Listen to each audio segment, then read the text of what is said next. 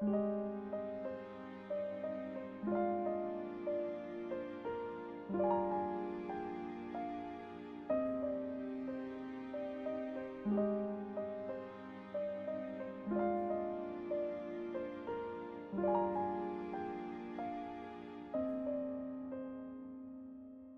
dalykas prie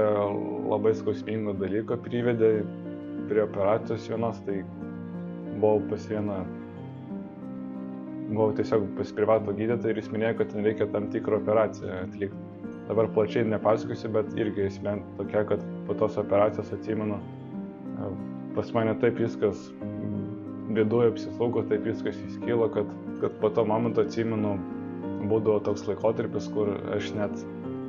taip nepatogiai savyje ir blogai jaučiausi, kad netgi būdavo dienų, kai dėl to atsipimo ir dėl tų visų kritinių problemų aš kažkur apie 2 metus, galima sakyti, beveik iš namų neišeidavau.